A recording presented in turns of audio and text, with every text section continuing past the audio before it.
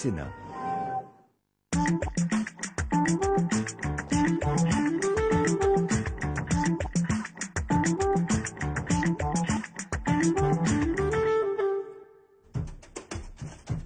On en attendait beaucoup, mais c'est l'histoire d'un rendez-vous manqué.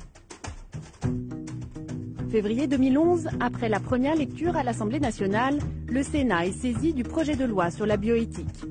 Un texte qui concerne aussi bien les enfants nés d'un don de gamètes à la recherche de leurs origines ou les couples infertiles ayant recours à une mère porteuse à l'étranger.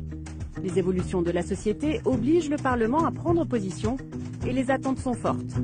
J'attends du Sénat de l'audace et j'ai pu constater ces dernières années que souvent c'était le Sénat qui était plus en pointe, plus moderne, plus ouvert.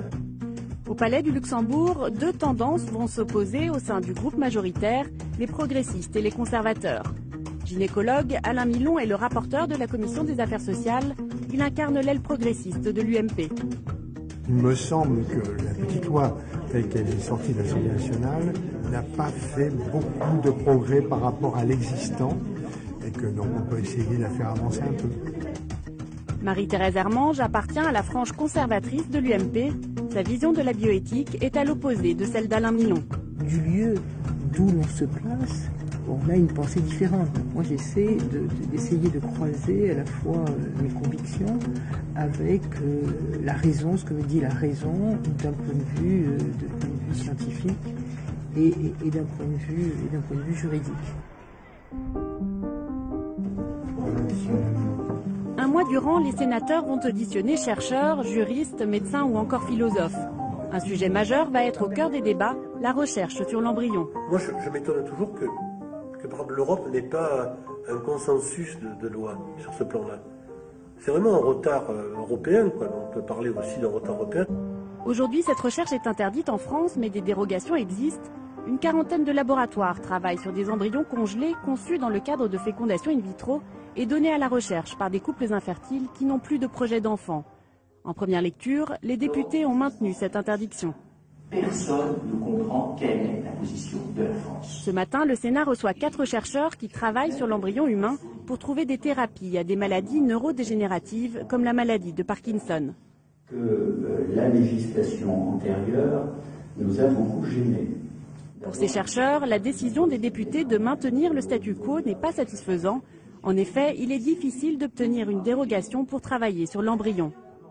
Ou bien on a la ferme conviction que cette recherche n'est pas éthique, n'est pas morale, et on l'interdit, ce qu'ont fait certains pays comme l'Irlande ou la Pologne, ou bien on a la conviction qu'il y a là une voie de recherche qui est susceptible d'aboutir à des applications thérapeutiques, on l'encourage, on la soutient, et donc on l'autorise. Mais on ne peut pas en même temps dire une chose et son contraire. L'attitude de la France peut sembler hypocrite. Elle interdit la recherche sur l'embryon tout en permettant des dérogations exceptionnelles. Je vais vous dire, ma posture là-dessus, hypocrisie majeure. Mais alors, hypocrisie à un point. Mais enfin, si demain, la recherche nous donnait, issue des cellules souches embryonnaires, le traitement de l'infarctus, mesdames et messieurs les sénateurs, vous diriez aux étrangers, dites-nous comment vous avez fait, s'il vous plaît, et vite. La recherche sur l'embryon suscite un débat éthique. Pour une partie de l'opinion, notamment les catholiques, l'embryon est un être humain dès le commencement de sa vie. Selon la Fondation Jérôme Lejeune, un lobby anti-avortement, on ne doit pas toucher à l'embryon. L'histoire des lois de bioéthique depuis 17 ans est celle d'une dégradation consentie du statut de l'humain. En fait, la plupart de ceux qui s'occupent de cette question de l'embryon ont aboli toute distance avec l'embryon. Ils ont établi envers lui un rapport de possessivité et de violence. On a réduit l'embryon à sa dimension biologique, on l'a privé de son histoire personnelle et mis à disposition du plus offrant. Dans le camp opposé, Marc Péchanski, directeur de recherche à l'INSERM, travaille sur des cellules souches embryonnaires grâce à une dérogation exceptionnelle. Dans son laboratoire en région parisienne, il essaie de trouver des thérapies à certaines maladies génétiques. Mon objectif, c'est de défendre la vie. Je sais que les associations qui prétendent défendre les embryons s'appellent comme ça, les associations de défense pour la vie. Moi, je pense que c'est nous qui défendons la vie et qu'eux la combattent. Ils la combattent parce qu'en nous empêchant de travailler, en essayant de bloquer la recherche, ils ne font que faire perdre des vies. Au Sénat, la recherche sur l'embryon interpelle les membres de la Commission des affaires sociales. Faut-il continuer à l'interdire ou bien l'autoriser tout en l'encadrant? La question divise les sénateurs. De toute façon, ces recherches avancent. Elles avancent ailleurs. Ah ouais, voilà, c'est on a un intérêt à ce qu'elles avancent. D'autres le font. On a intérêt à ce qu'elles avancent chez nous, parce que chez nous, c'est encadré. Parce qu'on sait qu'on ne fera pas n'importe quoi au niveau de l'éthique. Oui, c'est ça. C'est intéressant, ça. Oui. Pour Alain Milon, la question est tranchée. Il faudrait changer la loi afin d'autoriser la recherche sur l'embryon. Le fait de l'interdire et d'autoriser à titre exceptionnel ou sous certaines conditions, ça rend le message illisible de la part des chercheurs et de la part des entreprises. Un jeune, un postdoc qui veut se lancer là-dedans, pour l'instant c'est interdit, mais autorisé sous certaines conditions. Il vaut mieux qu'il aille aux États-Unis ou en Suisse faire ses recherches que de rester en France.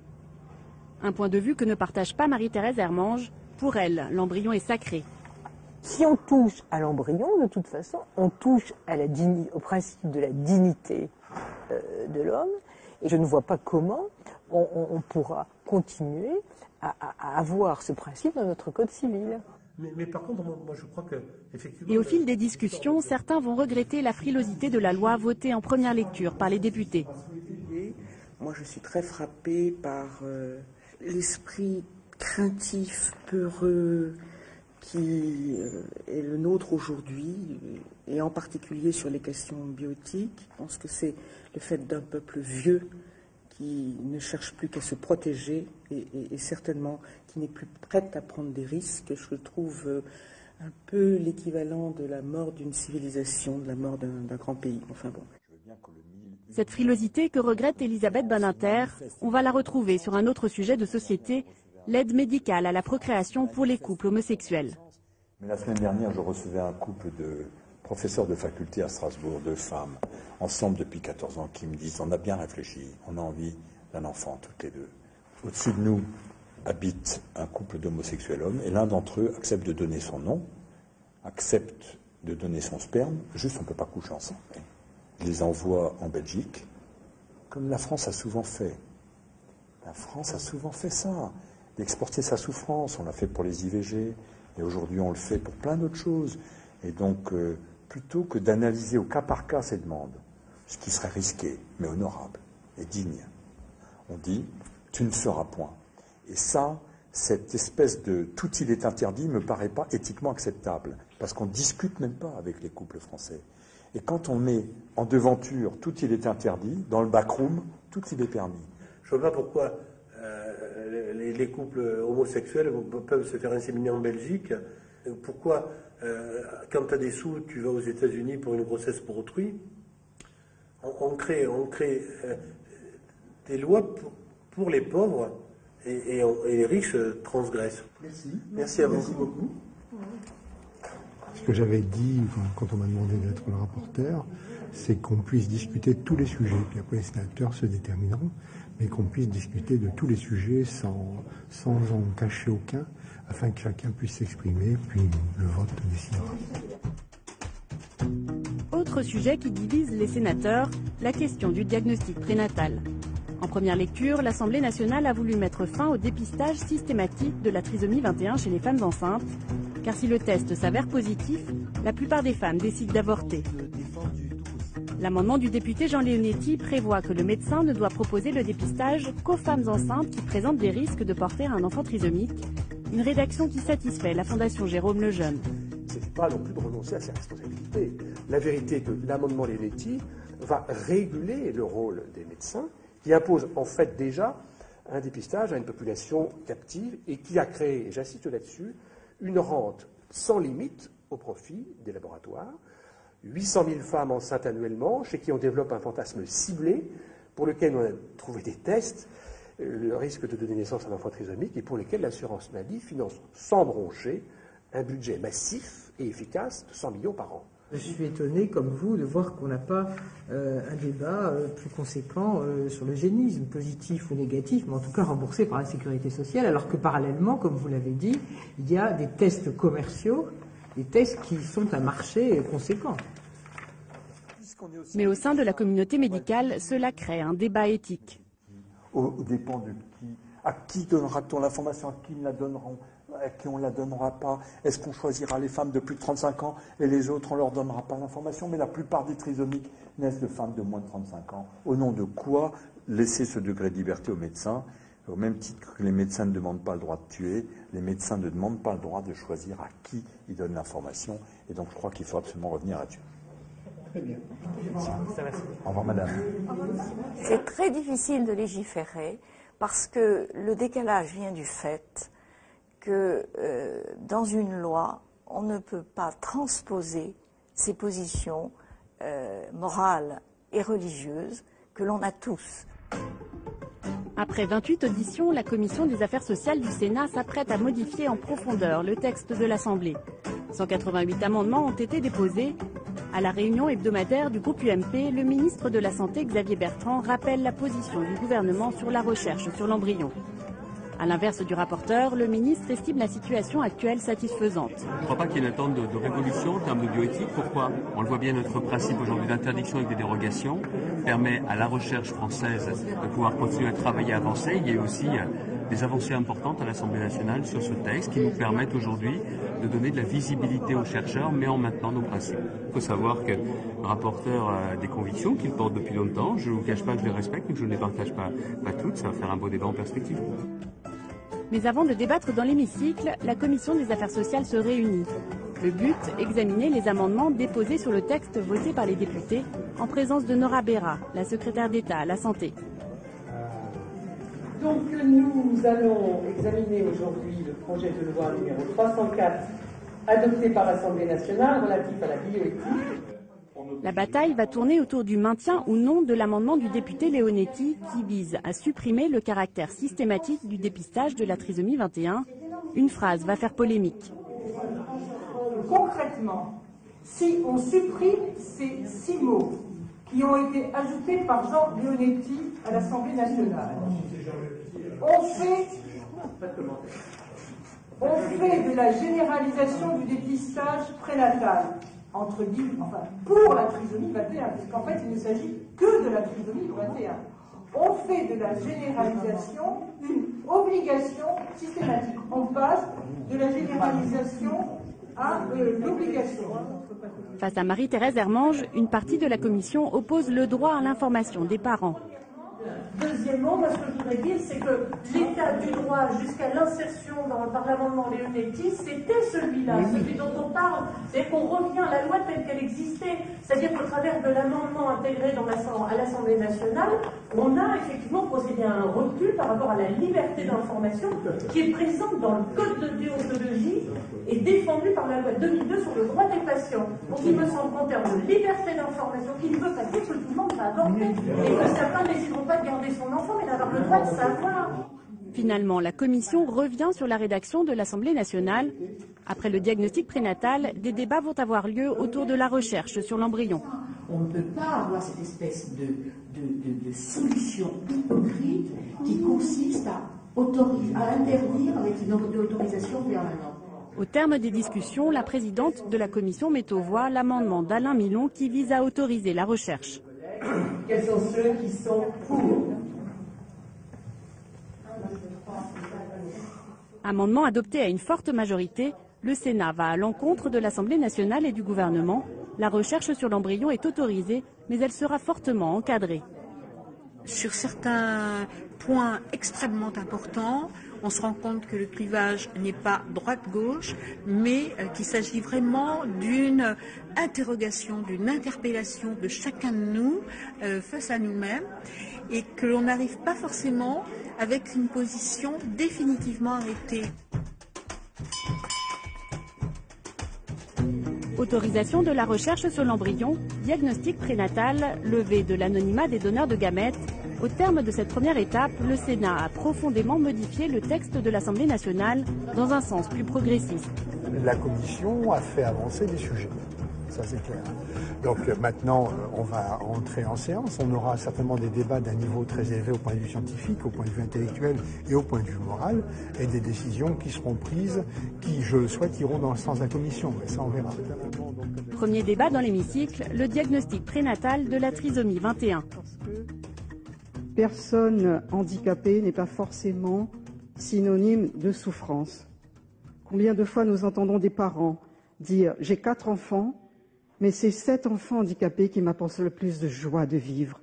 Combien de fois nous entendons dire ça? Pour vous, l'enfant est sacré, passe avant tout à partir de l'instant même où il est conçu. Et quoi qu'il advienne ensuite. Je respecte cette position. Simplement, ce que je ne comprends pas, c'est l'impasse que vous faites sur la souffrance des parents qui voient que l'avenir de leur enfant ne sera pas celui qu'ils avaient escompté. Ceux qui souhaitent voter contre remettront un bulletin bleu. À l'issue des débats, le Sénat supprime la disposition de l'Assemblée nationale sur le diagnostic prénatal. Dans la même veine, il autorise la recherche sur l'embryon comme le préconisait la Commission des affaires sociales. Pour l'adoption, 142, contre 187. L'amendement du ministre de la Santé n'est pas adopté. C'est une claque pour le gouvernement. Enfin, dans la soirée, coup de théâtre. Au détour d'un amendement déposé par les socialistes, le Sénat autorise l'aide médicale à la procréation pour les couples de femmes homosexuelles. Pour l'opposition, c'est un succès inespéré. C'est une victoire parce qu'elle reconnaît enfin la possibilité pour des femmes homosexuelles de pouvoir porter, je veux dire, et de pouvoir avoir un enfant. Cette discrimination était tout à fait inacceptable. Ce qui est du domaine du possible, scientifiquement et techniquement, ne doit pas ouvrir toutes les portes possibles et toutes les situations que l'imagination humaine pourrait avoir. Pour ce qui est de l'amendement 146, le Sénat n'a pas adopté. Il n'est pas adopté. Sur de nombreux points, le Sénat s'oppose au gouvernement, notamment en autorisant la recherche sur l'embryon. Mais le ministre de la Santé n'a pas dit son dernier mot. L'AMP, du fait d'un amendement, est donc ouverte aujourd'hui, du fait du vote de la loi au Sénat, aux couples homosexuels. Ce n'est pas possible. Nous reviendrons sur cette disposition. Et la deuxième chose également, c'est qu'on a changé, avec le vote du texte de la Commission, de système. Nous sommes passés d'une interdiction avec dérogation à un principe d'autorisation. Ce n'est pas la position du gouvernement. Je n'ai à redire que, en ce qui concerne les différentes navettes, ne soyez pas étonnés si la position du gouvernement est cohérente pour revenir à ce point. Non, mais je tiens quand même aussi tout simplement à vous le dire et à le dire publiquement. Voilà ce que je voulais indiquer. Je pense qu'il y a eu des avancées intéressantes de la part de la Commission des affaires sociales qui ont été reprises par l'Assemblée du Sénat.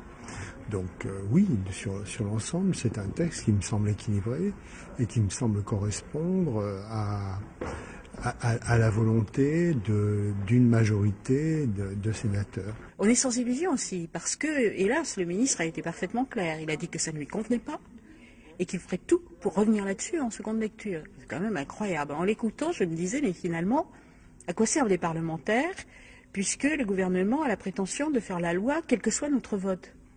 Donc on verra bien comment résisteront notamment les députés qui nous avaient proposé un texte qui était un texte rétrograde, timoré, un petit peu honteux quand même. À présent, la loi repart à l'Assemblée nationale pour l'examen en seconde lecture. Et comme prévu, les députés reviennent à leur position initiale. Exit l'aide médicale à la procréation pour les homosexuels et la recherche sur l'embryon est à nouveau interdite. Retour au Sénat, le ton monte en commission des affaires sociales. Bon, ceci étant dit, tous les chercheurs, j'en ai encore vu la semaine dernière, ils sont vent debout contre les décisions de l'Assemblée nationale. Et tous les chercheurs, enfin, je dis les chercheurs français, les chercheurs internationaux n'y comprennent plus rien à ce qu'on fait. On est complètement ridiculisés. On voit bien que là, il s'agit de répondre aux directives, alors j'allais dire, si je suis provocateur du Vatican, si je suis provocateur de l'évêché. Si je suis provocateur, je dis de Monseigneur 23. Cette fois, les débats sont plus houleux car les positions se sont affirmées. L'opposition accuse les sénateurs de la majorité de légiférer sous l'influence de l'Église catholique. Ça commence à suffire aussi. On a une religion et on n'est pas obligé de suivre ceux qui la dévient. Oui, on n'est pas obligé. Il y a toute une série d'intérêts. On est aussi catholique que certains. Sachez que les catholiques qui sont ici, qui expriment leur point de vue, à travers l'amendement présenté par Marie-Thérèse Hermange, ont la totale liberté de vote et d'opinion. Certes, j'ai une source en moi qui me fait dire que je crois, effectivement, que la vie est un don, que cette vie commence au moment de la cellule initiale qui se constitue, que cette cellule, dès cet instant, peut être en mouvement et peut donner naissance à une vie humaine, et qu'à partir de là, effectivement, je considère que nous n'avons pas à en faire un matériau. Au Sénat, la frange des sénateurs UMP opposés à la recherche sur l'embryon se mobilise. Le but, revenir à l'interdiction avec dérogation. Au sein du groupe UMP, les pressions sont fortes pour faire changer d'avis les récalcitrants. C'est vrai qu'il y a eu des pressions, quelquefois un petit peu difficiles, et puis quelquefois un petit peu plus soft, mais c'est vrai qu'on sent bien qu'il y en a qui sont très passionnés par ce... Et c'est vrai, on peut le comprendre, des convictions profondes, ça forcément, ça entraîne des passions. Dans l'hémicycle, la tension est palpable. Patrick Ollier, le ministre chargé des relations avec le Parlement, suit les débats de très près. Pour Alain Milon, c'est la dernière occasion de se faire entendre. Je crains les régimes où la loi dicte la vérité scientifique. Moi, je crains les régimes où la science serait supérieure au droit. Moi, je crains ces régimes-là. Un nouvel amendement est déposé par Jean-Claude Gaudin, le président du groupe UMP. C'est Jean-Louis Laurin qui le présente dans l'hémicycle. Monsieur le Président, Madame la Ministre, effectivement, il a la lourde charge de présenter cet amendement 51. Objectif de l'amendement, durcir les conditions de l'interdiction de la recherche sur l'embryon. Je voudrais juste dire que, au cas où, évidemment, mais c'est probablement ce qui va se passer, l'amendement du président Gaudin était accepté. Il interdit la recherche sur les cellules souches, point. Ce qui est extrêmement important dans le texte. Si le texte de M. Gaudin est adopté, on interdit toutes les recherches, sans exception. La séance est suspendue. Une interruption de séance est demandée par le groupe UMP. Le gouvernement rappelle à l'ordre les derniers récalcitrants. Ils sont 16 sénateurs à s'opposer à l'interdiction avec dérogation. Le gouvernement souhaite obtenir un vote conforme pour que le sujet soit définitivement réglé en séance publique.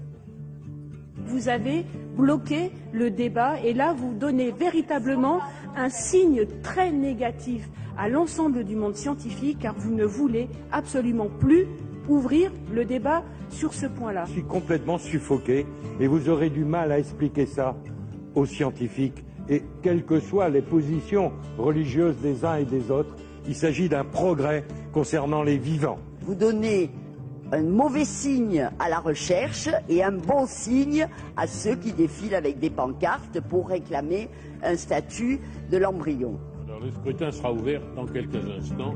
Ces instants étant écoulés, nombre de suffrages exprimés 325, pour l'adoption 164, contre l'adoption 161. Le Sénat a donc adopté. La recherche sur l'embryon est donc interdite à 3 voix près. Un vote très serré qui reflète les divisions des sénateurs. Même s'il a réussi à faire passer le diagnostic prénatal, pour le rapporteur Alain Milon, c'est un jour de deuil pour la recherche. Ça complique énormément le travail des chercheurs et ça, à mon avis, facilite le travail de ceux qui sont contre ce genre de recherche. En première lecture, ce n'est pas les groupes qui ont voté, mais les sénateurs présents et mobilisés sur le sujet. En deuxième lecture, il y a probablement eu des pressions faites par les uns et par les autres. On a vu quelques articles intéressés et passionnés dans la presse en particulier, qui ont fait que les groupes politiques se sont à nouveau mobilisés et ont fait voter leurs membres en fonction de directives qui sont données par les présidents de groupe. Pour Marie-Thérèse Hermange, c'est une victoire personnelle. Même si la loi ne va pas aussi loin qu'elle l'aurait espéré, ses idées l'ont emporté. J'ai présenté 122 amendements, il y en a une cinquantaine qui ont été adoptés, qui sont devenus le texte de la commission. Oui, une certaine victoire dans la mesure où il y a eu des revirements, et notamment sur la recherche sur l'embryon, puisque le texte pose le principe symbolique de l'interdiction de la recherche, mais en même temps il pose aussi un certain nombre de dérogations, mais il était important de manifester cette interdiction. Alain Milon et Marie-Thérèse Hermange ont tous deux voté contre cette loi, mais pour des raisons différentes. Alain Milon estime que c'est un texte rétrograde. Marie-Thérèse Hermange pense qu'il aurait pu aller plus loin. Au final, ce texte frileux ne satisfait personne. Cette occasion ratée de modifier en profondeur la loi de bioéthique laisse un goût d'inachevé.